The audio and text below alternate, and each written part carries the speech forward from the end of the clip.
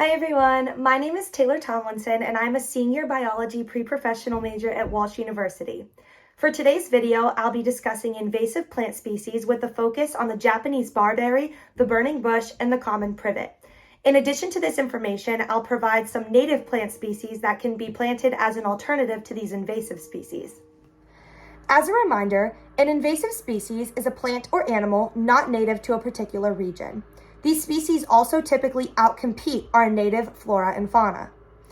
Some invasive species that were originally brought to Ohio for landscaping purposes include the Japanese barberry, Berberis thunbergi, the winged euonymus or the burning bush, Euonymus elatus, and the common privet, Ligustrum vulgare. It's important to note that invasive species are fairly easy to identify, as they grow rapidly, reproduce quickly, and tend to form dense monocultures. Monocultures are areas of land dominated by one plant, forcing out and outcompeting native species for land and resources. To begin, the Japanese barberry is a spiny, deciduous shrub with small, oval-shaped leaves.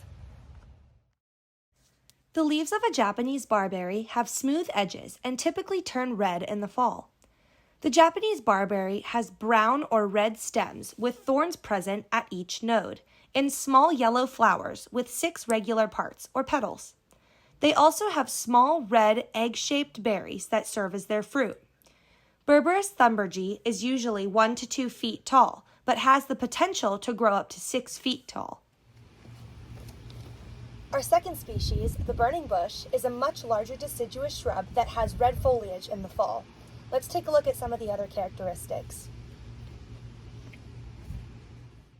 This invasive plant has stems with very distinctive corky ridges.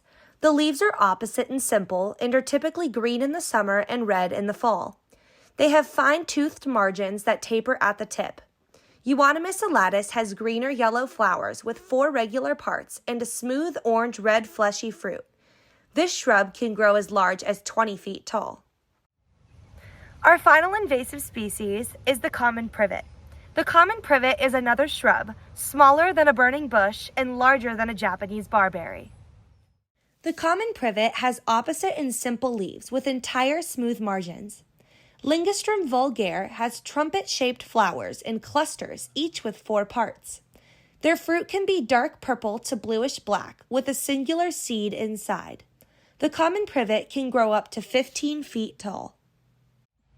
Invasive species like these 3 have the potential to displace native plant and animal species in all habitats, displace rare and endemic species, alter the food web, reduce biodiversity, affect human recreation, and even alter economics and resources. Fortunately, there are native plant species that we can plant as an alternative to these invasive species. Native Ohio plant species that can be planted as an alternative to these invasive species include the inkberry, the high bush blueberry, and the dogwood. Of these 3 alternatives, I'd like to put a particular focus on the dogwood tree because I'm fortunate enough to have one growing in my backyard. The scientific name for the dogwood tree is Cornus florida. Dogwood trees have wide, oval-shaped, opposite, entire leaves that come to a point. Dogwoods have modified leaves called bracts that most people identify as flowers. These bracts are often white and have 4 regular parts. Its true flowers can be found in the center of each bract in small greenish-yellow clusters. It's important that we plant native species in order to prevent invasive species from taking over a number of habitats. If we put an emphasis on the importance of native species versus invasive species, then we can save native plants and animals as well as rare and endemic species. We can also maintain healthy species diversity and continue to progress with our normal everyday recreational activities.